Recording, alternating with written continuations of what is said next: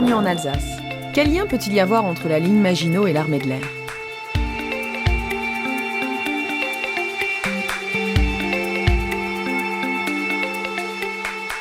Avant toute chose, commençons par l'histoire de cet incroyable projet. La construction sur une grande partie de notre frontière est de souterrains longs de plusieurs kilomètres. Ces structures de béton et leurs blocs armés s'étendent de Metz à Nice. La Corse elle-même en est équipée. Notre guide, l'adjudant-chef Léo Nash, dit Léo, est réserviste de l'armée de l'air. Cette ligne Maginot, elle a été voulue après 1925. Elle a été construite à partir de 1930, terminée pour la totalité en 1935, occupée par l'armée française jusqu'en 1940, et seulement remis aux Allemands après de durs combats sur ordre du gouvernement français. Après 14-18, la France réorganise sa défense. Foch, soutenu par Clémenceau, pense occuper préventivement les rives gauches du Rhin, ce qui nécessiterait la modernisation de l'armée de campagne. Le haut commandement privilégie une stratégie sur le territoire plutôt que d'envisager de porter la guerre à l'extérieur de nos frontières en cas de conflit. Selon Joffre et Pétain, cette position défensive permet une préparation et une anticipation, mais surtout une mobilisation protégée. Entre 1935 et 1939, n'était présent ici que l'armée d'active. Donc 20% des 1200 hommes qui formaient l'effectif temps de guerre. Et simplement, pour ces 1200 hommes, ils ne sont arrivés ici que quelques jours avant ou quelques jours après la mobilisation. Donc 40% des gens qui ont été mobilisés dans ces forts étaient de la région, 40% en gros venaient de la région parisienne. Fin 1929, André Maginot présente son programme qui sera voté à 90% par le Sénat. Un gigantesque chantier commence. Alors sur ce chantier particulier du Urwald, il y a eu jusqu'à 3500 personnes sur 6 ans. On a commencé à creuser les galeries. Au bout de ces galeries, on a creusé d'immenses puits. Ces puits, on les a ferraillés. Et quand on a commencé à couler le béton, on a coulé le béton 24 heures sur 24 et 7 jours sur 7 jusqu'à ce que ce soit complètement terminé. Et un bloc comme celui-ci pèse à peu près 5400-6000 tonnes, coulées en une seule fois. Ça va représenter à peu près 1 mètre cube de béton, 3 tonnes. Et ça va résister à des obus ou des bombes de 1 tonne. Et les cloches, elles ont 30 cm d'épaisseur, c'est de l'acier spécial. Et elles pèsent, suivant la cloche, entre 11 et 25 tonnes. Et on a réussi à retrouver sur les photos le nom des 2 canons de l'officier qui commandait l'artillerie de ce bloc. Donc Liliane et Christiane. Liliane étant sa fiancée, Christiane étant le prénom de sa maman. Et je comprends ces soldats américains qui sont arrivés en novembre 1944 et qui découvrent ça. Souviens-toi la grande affiche qu'on a dans l'entrée du musée, on voit ce soldat américain qui est quand même ébahi. Si la région garde les stigmates du passé, la nature, elle, a repris ses droits. Tout était dégagé, oui. En particulier en partant d'ici et en passant par la crête jusqu'à l'autre côté, il n'y avait plus un arbre, les champs de tir étaient dégagés, c'était toujours propre. Le barbelé était tendu, en particulier au niveau des queues de cochon qu'on aperçoit là-bas. Et c'était vraiment impeccable. Tout était cerné par ces défenses, ces défenses antipersonnelles ou anti-chars, puisque elles ont disparu parce qu'elles ont été récupérées, mais il y avait 6 rangées de rails anti-chars pour empêcher l'avancée des chars contre les ouvrages. La ligne Maginot attire chaque année près de 100 000 visiteurs. Léo est l'un des gardiens de ces structures enterrées. Grâce à lui, la mémoire de ces soldats de l'ombre se perpétue et les anecdotes sont nombreuses. C'est quelque chose de colossal puisqu'on va retrouver dans ces ouvrages des choses qu'on ne trouvait pas dans les maisons de Monsieur Tout-le-Monde. Des cuisines électriques, des douches. Et surtout après la guerre de 14-18, on a installé dans ces ouvrages le filtrage des gaz de combat qu'on n'avait pas sur des autres styles de construction. Alors les ouvrages étaient approvisionnés des gares les plus proches jusqu'à l'entrée des ouvrages, soit par camion, soit par train de voie de 60, par train militaire. Et dans l'ouvrage, la distribution se faisait par wagonnet, poussé par des trains ou poussé par les hommes, toujours en voie de 60. Donc l'intérieur des ouvrages, pour beaucoup des anciens, le nommaient un petit peu le métro, hein, pour la petite histoire. Parcourir ces couloirs est comme remonter le temps.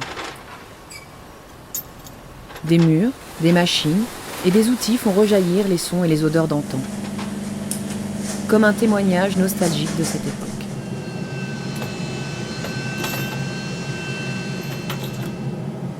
Ils mangeaient relativement bien. Ils étaient à l'abri des intempéries, hein, que ce soit la pluie, le soleil ou le froid ou la neige.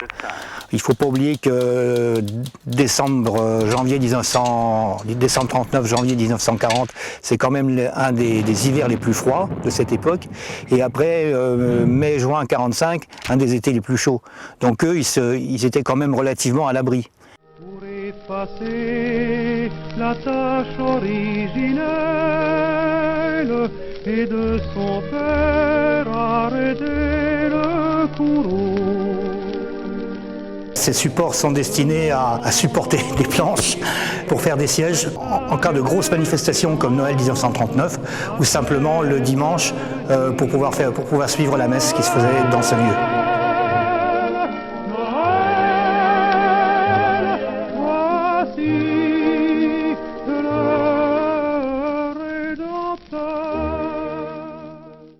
On a voulu choyer les combattants du béton.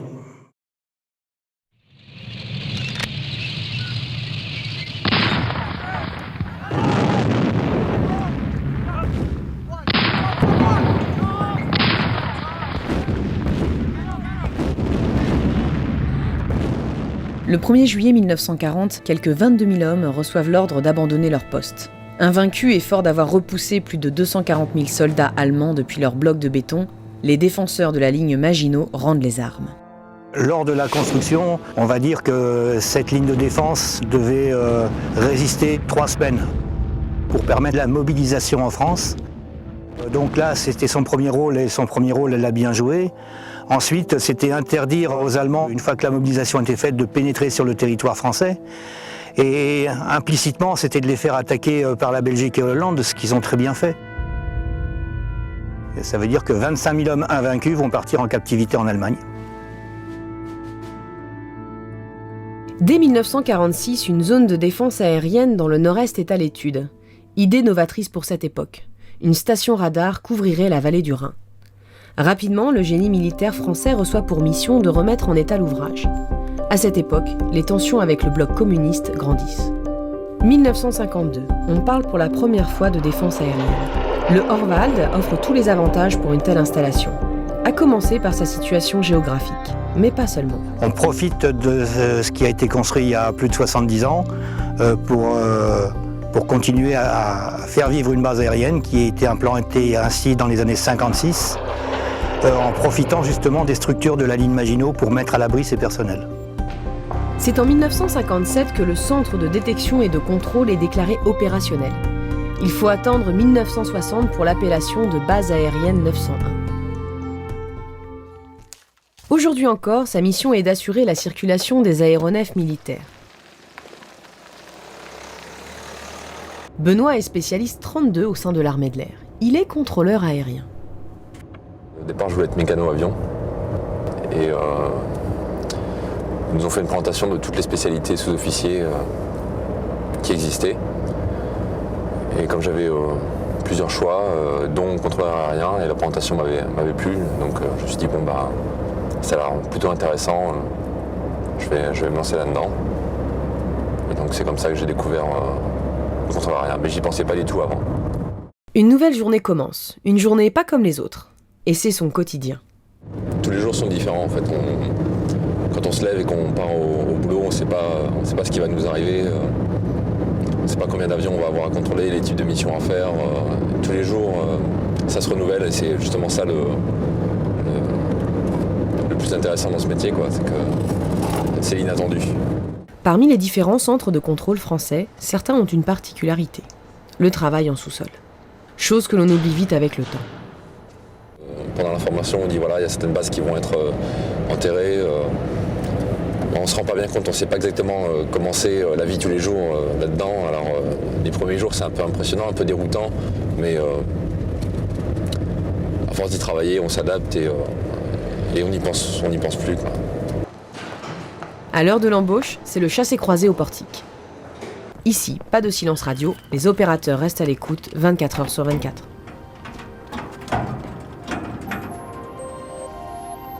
C'est le cas notamment du commandant Bernardo. Cette nuit, il assurait l'alerte au centre de coordination et de sauvetage. Cellule annexe à la salle de contrôle, elle est indispensable à la chaîne des secours des aéronefs en détresse. Lors d'une opération d'un crash aérien, le centre de coordination et de sauvetage, c'est le point central à faire. Toutes les informations vont converger vers le CCS pour que l'on puisse déterminer de manière précise la zone probable d'accident et pouvoir ainsi faire converger l'ensemble des moyens et des secours dans le but de sauver des vies le plus rapidement possible. La fréquence pour la zone de Drachenbraun est de 6 à 700 alertes par an. Une trentaine d'opérations nécessitent la sortie des secours. On dénombre 4 à 6 accidents réels sur l'année 2011. On pourrait en tirer une certaine fierté, c'est surtout de la satisfaction quand l'ensemble des gens qui travaillent au RCC, plus les civils des préfectures, des pompiers, des gendarmes, s'unissent pour retrouver le plus rapidement un appareil accidenté, et surtout quand on peut sauver des victimes. Oui. 8 heures.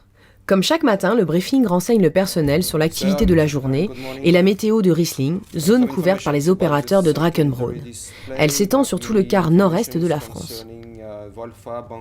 Le briefing technique lui permet de se remémorer les différents matériels et moyens militaires. Petite particularité propre au métier, les sorties d'école répondent à la question du jour. Il faut sans cesse entretenir ses connaissances et poursuivre sa formation. Et à tout grade, on y trouve son compte. Quand on rentre tout jeune, sergent dans la spécialité, on sait qu'on va devoir passer des qualifications, des examens. À 20 ans jusqu'à 40 ans, on est dans les bouquins, on est dans la remise en question, on est dans l'instruction, en sachant que lorsqu'on a un examen, on change forcément de qualification, on change de poste. On va dire, on évolue dans la chaîne. Une fois qu'on a toutes les qualifs, on a un peu le rôle d'instructeur, de superviseur. Mon but, c'est de former les jeunes et de bien les former. Leur apporter ce que moi, on m'a apporté pour être à mon niveau. Et donc, c'est ça la motivation.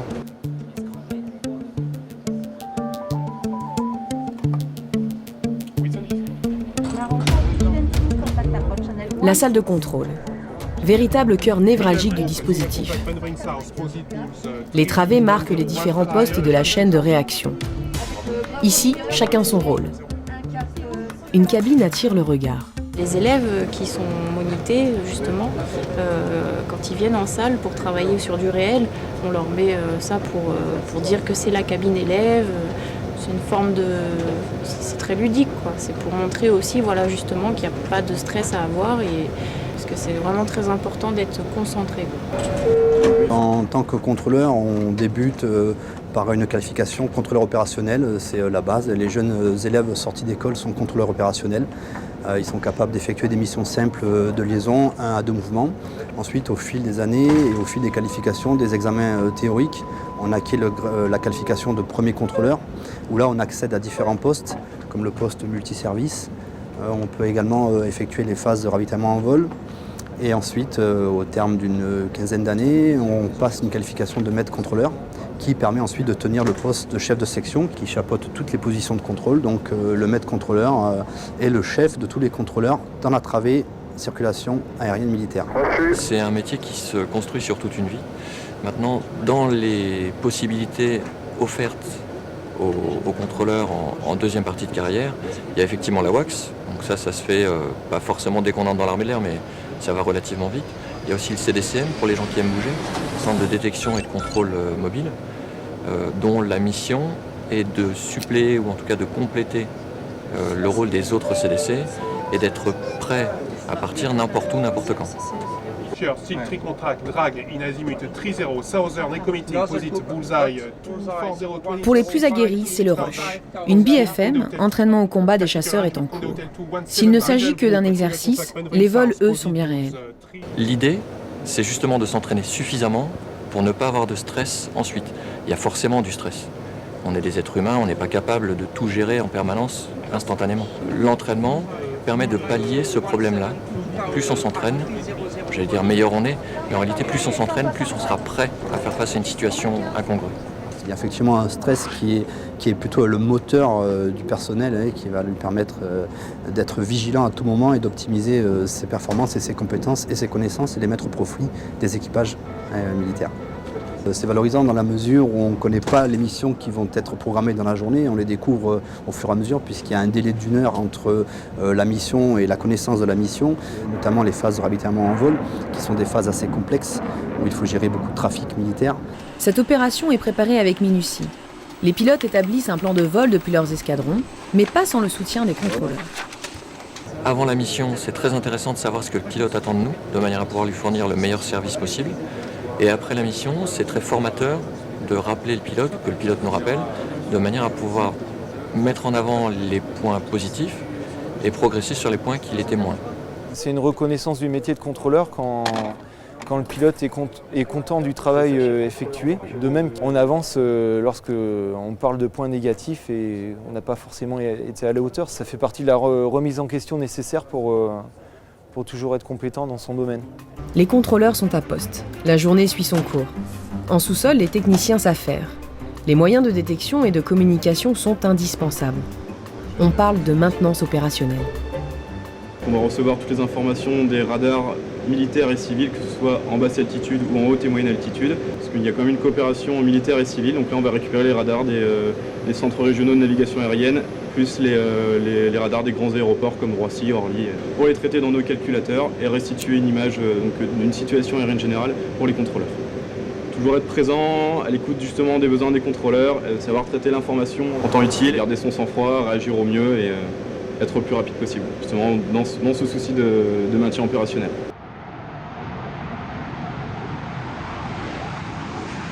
Sur les bases équipées de pistes, on parle de radars basse altitude. Ils permettent de gérer l'approche des aéronefs. Pour mener à bien sa mission, le centre de contrôle récupère les informations des radars civils et militaires.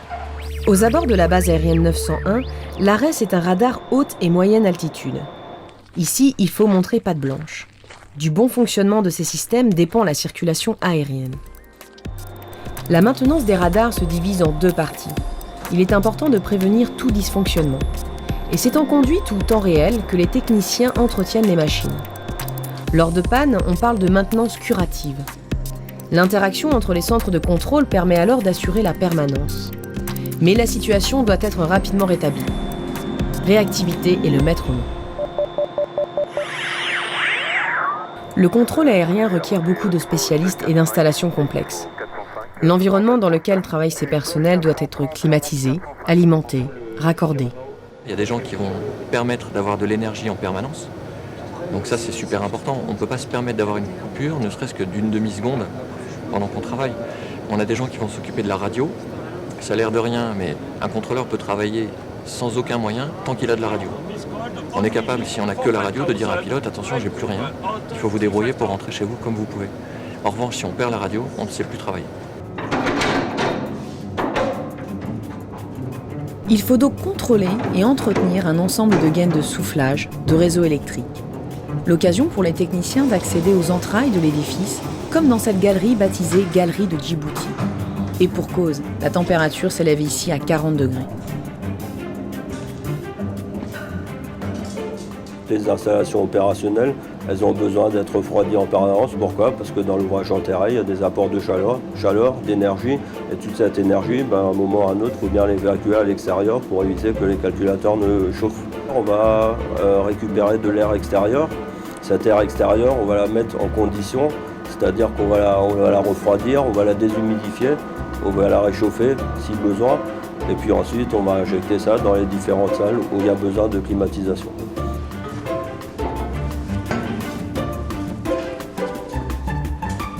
cas où il y aurait une coupure de l'électricité de Strasbourg. Il y aurait 4 pompes électrogènes de secours d'une puissance de 630 kVA, kW, qui pourraient prendre le relais.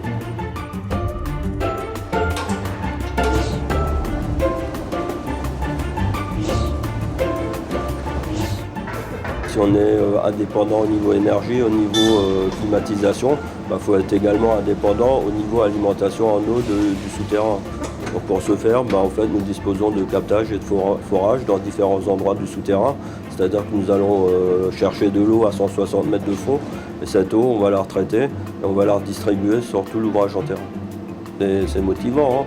Vous savez que derrière, il y a des vies de pilotes qui en dépendent. Si vous avez des soucis au niveau électrique, si vous avez des soucis au niveau climatisation, si les calculateurs derrière ils ne fonctionnent plus, le pilote qui sera en l'air, il va naviguer à l'aveugle.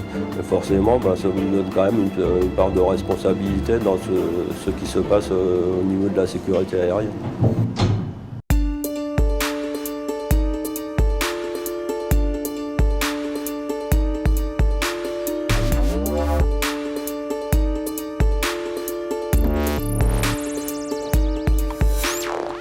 C'est ça, Loïc? Oui, le CSA, écoute. Alors j'ai une piste en provenance d'Allemagne mis en Fox, mais j'ai aucune information dessus. Ok, tu la baptises Fox Hotel, tu regardes dans les plans de vol en attente si l'IFF ou un plan de vol correspondant. Et tu te renseignes auprès de Reims. Et bonjour, c'est Loïc Drakenbraun. J'ai une petite question. J'ai un appareil sud de Strasbourg, une quinzaine de nautiques en 1162 au transpondeur. J'ai aucune information. Ok, pas de contact. Merci beaucoup. C'est ça, Loïc? Oui, le CSA, écoute. Alors pour la piste intermarquée, ce serait un Air France 257. On a 306 minutes pour Paris. Et donc perte de contact radio avec les civils. Ok, tu surveilles son comportement, je rencontre le chef contrôleur. Bien pris. Chef contrôleur du CSA. Oui, j'écoute. Oui, la piste intermarquée provenance Allemagne. Ce matin, un avion de ligne retient l'attention. Le CNOA est immédiatement averti par le chef contrôleur. C'est le centre nerveux de la défense aérienne française. L'ensemble des centres de contrôle y est rattaché. La haute autorité de défense aérienne évalue la menace et ordonne les missions d'interception. Sa décision est sans appel. Vous envoyez l'APO, vous passez directement à une mesure d'interrogation visuelle, interrogation radio. Oui, la Mike de chef contrôleur, vous faites une interrogation radio sur 121.5 sur la piste que je vous intermarque. Ouais, la 5, tu m'écoutes? Oui, la 5. Vous allez prendre en compte la PO de Creil, Raglan X-Ray. Vous avez engagé la Mike Echo 342. Le chef contrôleur donne les directives au chef contrôleur interception qui a la responsabilité de guider le chasseur. Ok, bien pris. Raglan X-Ray Wrestling, bonjour, identifié radar, close positive control, transpondeur 7400. Vous avez décollé pour effectuer des mesures actives de sûreté aérienne sur un appareil. En infraction aux règles de vol, il est également en perte de contact radio. Sur Raglan X-Ray, on demande à monter niveau 405 et passer supersonique. Autorisé supersonique par le CNOA, tu notes bien tous les éléments. Sur Raglan X-Ray, vous êtes autorisé à accélérer, rappeler supersonique et Mach Max. Je rappelle supersonique et Mach Max. Le Rafale rejoint rapidement le liner. La procédure d'identification commence. Confirmez les éléments de vol. Appareil type liner sur un cap 270, niveau de vol 240, vitesse 349, cocarde française. Confirmez l'immatriculation. Le Fox Golf Delta. Lima Roméo. Ok, c'est très bien. Vous êtes autorisé à vous rapprocher sans mettre en jeu la sécurité de l'aéronef pour déterminer la nature des problèmes. Bien pris. Donc on peut se rapprocher sans mettre en danger la sécurité de l'appareil. Très bien. Avec ça, vous êtes autorisé à vous rapprocher sans mettre en danger la sécurité de l'appareil. Et visuel sur la cabine avec deux personnes à bord. Le pilote me fait des signes. Visiblement, il a des soucis en panne électrique. Alors le problème semble d'origine électrique. Écoute, je demande au CNOA, je te rappelle pour les instructions. La cabine est tour à tour premier et dernier maillon de la chaîne. Ici, toute communication est répétée, le doute n'a pas sa place. Sur ordre du CNOA, vous passez en assistance en vol et vous faites un arraisonnement de l'appareil sur le terrain d'Évreux. Raglan X-Ray de Wrestling, vous passez en assistance en vol, transpondeur 7401, et l'appareil fait l'objet d'un arraisonnement sur le terrain d'Évreux. Bien reçu, je passe en assistance en vol, je transponde de 74. Mission accomplie. Le chasseur accompagnera l'avion civil jusqu'à son posé, puis repartira en direction de sa base, en attendant le prochain signal. La surveillance aérienne est en perpétuelle évolution. Un projet de longue date se réalise dans le temps. L'objectif est de partager les informations radar et les communications à l'échelle européenne. Les opérateurs de Drakensbrunn mutualisent déjà leurs ressources avec les pays frontaliers. Chaque année, l'armée de l'air surveille un trafic aérien en perpétuelle augmentation. Un véritable engagement et une grande fierté pour les acteurs de la défense aérienne.